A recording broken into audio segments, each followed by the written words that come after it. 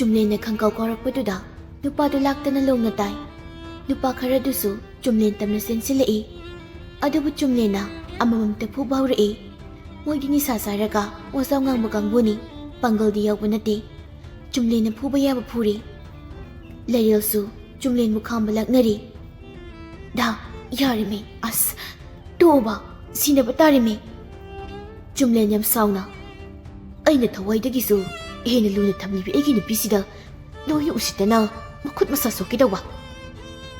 Haiduna nasai layilgi makhut paige tawriba nupadogi makhutu laithei. Namituna usitana yengkiba. Hairaga amuksu khangkaw kawi mamituda. Khongjonggi manung thawjilakpa lambi oibanina misu khara takpa mafam oibana kanasu leiramde. Chumlen na phuba yaba phuri makhoi ahum maridu. Chumlen mai hauna sauri. Leril na oiroi khanduna Chumlen mu makhut pairaga chingduna puturai. Makhoi ani mafam adudagi tholai. Chumlen hauzik phaw masadu sawba handri. Magi sawkhraga phathaba ngamdabi masingdu tawri. Leril na tapna nakandagi sing bottle du lawduna makhum hangduk lagapi. Sikitang thao. Chumlen ising du lawdi. Leril na tapna Chumlen gi lingsum da pairaga. Da ising thao ba. Chumlen Leril dagi bottle du lawraga thongnaw da laktana langki aduga sordu sauna holai. Leril kidi kirebani Chumlen si sawkhraga sathibagi tapna. Da saurana base nangna loina supuramadubu adum saur leido kaigino mi yamuside moi moongdo ai ngasai de urabani yengmani usitaba oi ba yare ba khara saur di yare ba andai sum saur leredi mi ni bani khatnaba malani ba taptharo base nangsuni ai namu kaidorage yarase halasilao ai ngonda monsile hoi ai lanjari nangna natradi ai narose da si sauranuba nangna daina sauradi ai su pakhatli husikida moi nisa silega gyan ta da tawrini ba nisa sabadunani ai ngina sauningise mamaido pungtoi toina ba thugairam gadawni asyari ba pubusu nangna taptai ki furamaduda sum saulai sikagino husikai se sabna halase sigidi nungai phanga khangaroi yumdo ina thinbiro yaksangsu kuisilaktre yaksang noina phajana koirase hoine yaksang koiramaroi ko kuitre numit mari ni mukta ngai pare ngasidi halase ani dusu adum halai Chumlena Leril bu mayumda thinbiramlega masu halai mayum yobaga mapi maral hongdokpaga bathroom da iruzaba sangki mamai be marita du leisingdu ising saiduna leibani sumangda gari ma thawjilakpaduda yenglai. Ritana aima isara hosu yauridana kadai satlubanu noibo isida sum lakro udabu kuirin he isa singse Thoibana ima sida sum koithosna lakbani Rahulna amadubu lekhibroi leibani hausita halakibani changu maika da leramni ima isa singi coffee simbirake hoima changu kige ani duna room changlakpada Chumlen irulu jaba loiraga tholakpaga mapasanai ngakna lakani ga amta hairakdena Thoibana aikhoi sarbu nongta sangbibro lakani hairadi nongta sangi ko bhaibibro sombo as wathi diba kai satlubano sida sum lakpro sida sum lakbane bhai nangsu nawana pauta da kuirena Thoibana fisisilo aswaibo sumtu ose kaidano bai Susmiga Priyagado haifeteng na sin haikibani anak pa amada kainam saminaruse as hausipo mama kakhalakduna coffee do amamam pirai isese imana coffee simbirakpani amamam ta thaksilo hausipu kaida saluge haibanu noibo ima sum koise punda koirena sum haifet koithu sirana hoi koithu Thoibana ima thabak to bani ga punbase nasadi ikai banaba ko amana doctor babu amana oza babu taning deni he nang na kari Nangna business babura. Chumlena. Aikoina thabak tawjarasu paisa na mana damada pai. Thabak tawdrasu charon suronu sabo konanaba napa na puna thabiraduda kaimuk pamige. Yare oza. Hausika nupi singse loni singi. Kari tawi hek thanglei. Nangidi Priya leradudi. Nupibu amtang koigadro. Koinune makal koidawni. Chumlena. Makal koini. Nangi thainadagi kiribana tu khukiduga nangamako. As yenglibani aisu. Priya de angang oiringaidagi loina khangnaraklabani. Husikangi thamoi sengbi amta irani thumda ngawdabi sing ngawi amta. Chumlena. Pirage. Yam sengbi makul sing lawi ama. Hera thamoi sengbi haibani. Makul sing lawi habi nate. Sengba amhani kaino. Yare. Napunsida nupiga bagon sinadaba nangnaga sema nupiga se koibi yabi nate. Shono subi oiramni. Ai Priya da dum okay tazarage. Coffee piba lakpo mamadu makoigi wariduda noktana lei. Ritana. Thainagido handeda angawa singsidia. Ima, nangi nasa nupasinaga purakto nupido cheksiluko. Se nupigi matangda entinama itatatpani. Yareza, ay nupi matangda nainabirano. Chalase. Nainada yaribo. Noi patraga imana wadoini. Natro ima. Hoini, mani. Isa Thoiban haibasumi. Jumni ba ima nangdi. Parisi, chalukigi manam namo. Ritasu, masabu ningtina manam nambiri. Sase haiduna ahumdu, gari matada puna lai. Rahul na thawi, Chumlena mangda. Thoibana maning na tongduna lai. Thoibagi phonda, Priya gi call lai. Hello, Rasitombi. Noi kaida leirage, ako yausilai. Nukshikhidri. Ako gisampata leiri. Lao, noi kai leirage. Okay. Leramo, yausilagi. Oi, thameko. Susmina. Kaida lei haino. Khangdi, yausilagi hari. Susmina amo. As, kuireko. Koinaga sumaina unakidaba. Chumlendubu yauroktu jalo. Yauramni kaino, malawu sakridubo. Oi, yauramadi pani. Madi thainadagi khara reserve oizaidana. Chumlense. Koi pulakpada mana kharadi adum tonga laiko. Hainaringaiduda nupa ahumdu yausilai. Chumlen yaurambaduda Susmi maithongna nofai tawje. Makhoi ahumsu kumtharaktuna cafe amada sangminarai. Phamfamduda phamtharaktuna makhoi kuina unarudabagi nungainaribra hangnari. Thoibadi karan adum pui magi nuksinariba nupi nungtigi wari sanariduda amo. Alo Priya. Nungaibiri. Wanthokpanihi. Pakhidre oiba. Ibema, aisi nawani. Parasu patrasu nawa. Pai pakti gaina thazilurana. Hoinihi thazilo. As, Priya. Hauroktoraba nabani mo. Masaksibu nushiribo siba. Nawa aisi nushidadana kanamu nushigi harino nupi nangba.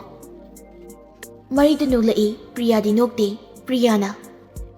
Yare, nangi mimang tumang khangdaba nakok sakpada tawrakano. Chumlena Thoibada.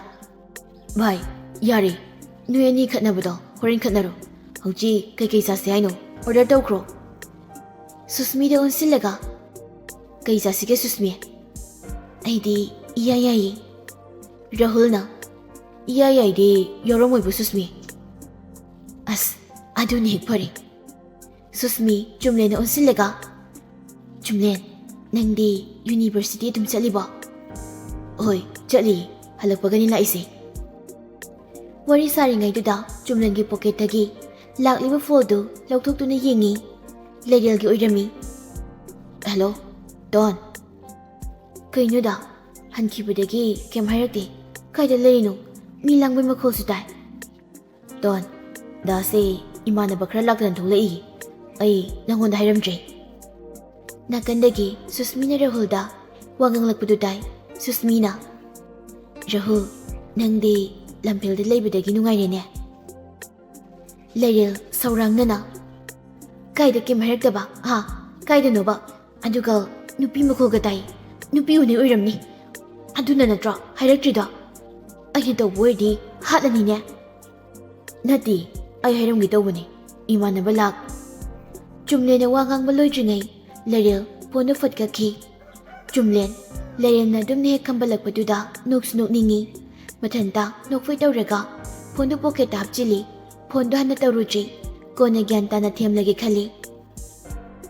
Susmidi, Chumlen butay na dagi, pamjaba. Nusijarak bana. Tuan kay na kaukibududa. Matamoyda, jing na bapawrai. Nupi mataga, pasana kong narekta pamana. Aday naga, wari sana baduda. Hina kangning mapuai, Susmina. Kanano, noy sayra. Chumlena, nateda, angang ni. Magi koleski, kay namiyang biyo na haibani. Aduda, ay chatleram hiram dena, sorry ni. Thoibi na. Husiki, wari matek tudadi, man ki da. Rahul na. Yare, kangjagrapo ni oza. Priyana, asingba, iyawdi iyawardana. Thoibi na. Ay nati yawrisi, nang ni. Pakpak law na ko, tarukani. Bye. Panayam di yam he. Nang na priya da tawriba, bak se, aha, jinda. Yam tinti na, pugrapo ni da jinda di. Asingba da di, ngamjada bay wani. Bye. Nupi se, luna daw da yadi ni. Chumlena.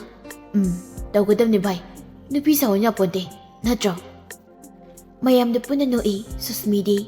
Chumlenbu, tumin yingzay. Somdasu, Larildu, mayaw kay sauri.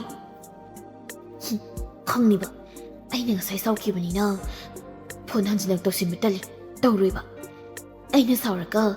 Tamkri na mana tarok ko na tebasi. Tawroy, kamay tarok doy no.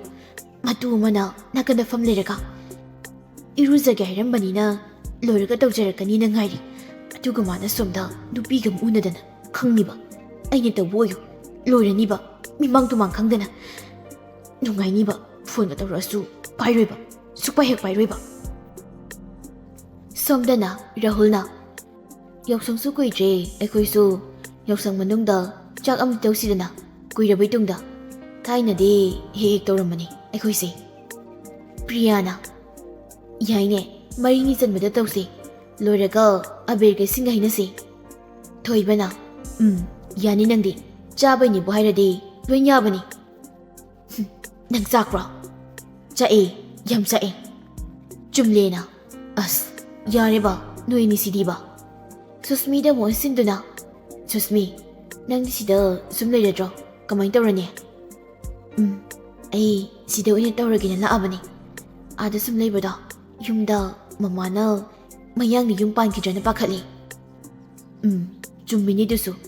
Ada sumlayradi, adu soidrabani. Ado, mayangdadi paloy ko. Soida sumpani. Adu na supayda.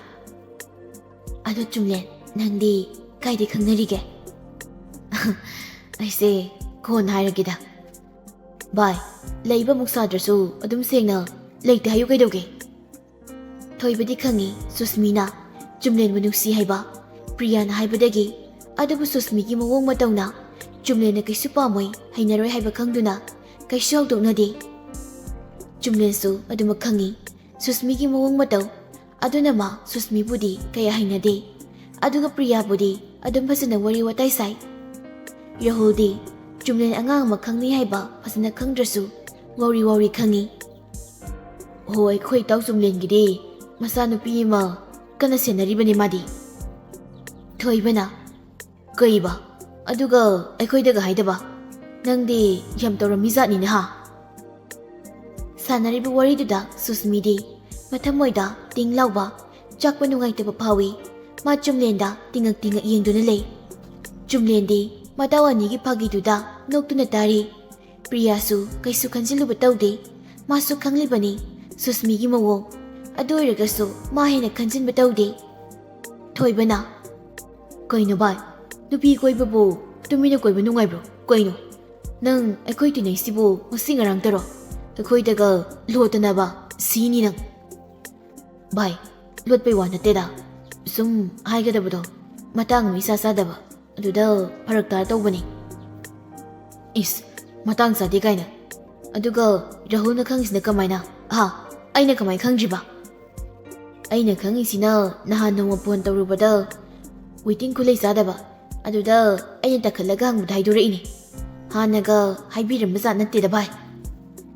Yare ba? Wari se? Priya na amu. Adudi Jumlen. Akoy yausangi chak sanaba numito. Masu pabirao. Akoy pulap masakang na ba? Priya ki wahay do, susmi do. Priya da haifet amag yung lai. Matamoy dadi nungay ba natte. Rahul na. Ihay ne. Lay na ba noy tawruhe? Lay ta ba koy yung agi? Susmi da tag onsilaga. Susmi, nangidi noy say puro oidro ha. Miloy na punarag tawriye. Ay kisu layti. Pazari ba na saktuga nang nakamay si tawri no? Sak hayra damam pazay. Thoibi na. Nang su jitari today chap manay bay. Pulap among no e Priya na. Ko Jumlen puro ko noy say do. Thoibi na. Yay. Akoy gi yum ausumi ka nam naite. Akoy do oina dum tawrase. Bay. Noy nupi du su puro. Khangnaba do ni pulap. Oi. Ay hayra ko budi yengi bay. Yara kadradi khangdi. Thadi thazade. Thoibi na. Yana puro kaino. Hawjidagi nang manang amu ba? As loire. Daw thuna zurungida. Adu wa natene. Sum hana khangnaba natabani na yarak to mandabi wane. Purake. Ay soidana purake. Ima baba hoide kai sakige. Thoibi na. Oh, akoy san manakta loina koiki. Ay thantane. Hawsi yumda lerise. Farine. Noide tawrase. Ay nupi do. Noy maya mangda sakta agise. Susmi di nungay zade. Kalakpa kamban mapawrai. Kanabu oiriga ba kalai. Mawari do da yausilagte. Tuminatay. Priya su khangi. Adubu Jumlen na Susmi pamde khangmana. Priya su mateng pangbudi ngamde. Asum na namitu moy mga wari watay mayam sanaduna. Yam nungay na pulami. Jumlen su ngahak tudade. Layal butoy na ningsinglubat tawdana adum nungay na mayam nga lang thokto na layri. Sumdana amasina isaw lang duna pipi kami. Khang niba nungay niba mi mga si phone gadi ay nasudok tawri. Mana tawri asu pairoy ba? Pairoy sini. Don chak sana ba tawri sila o. Uy ma lagi. Saksa ba toklaba matung Jumlen su Layal da ngasagi wari do lige themge haiduna call tawi antubu layal di pairaktre. Jumlen su pondo anirak homlak tawramlaga makata na tawraktre. Sa ising jaram kini khali. Aduna thabak loiraga tawjarak sani khali. Ebidi changlaga ngahak news feed yenglaga layri. Masu online kana laybudi yenglude. Matamdi phanna hausilai nan kaidi phon pairaktrasu ngahak layraga callback adum lakpani ngasi lakti. Jumlen su ngasidi kui haiduna khali. Bapti oirodi. Ebida layal du online layrambaduda hek ure Jumlena. Phondo amuk satlauna layal da tawsili. Adubu dum pairakte. Amuk kaswana tawi. Adusu pairakte. Hanjin amuksu tawi paidi.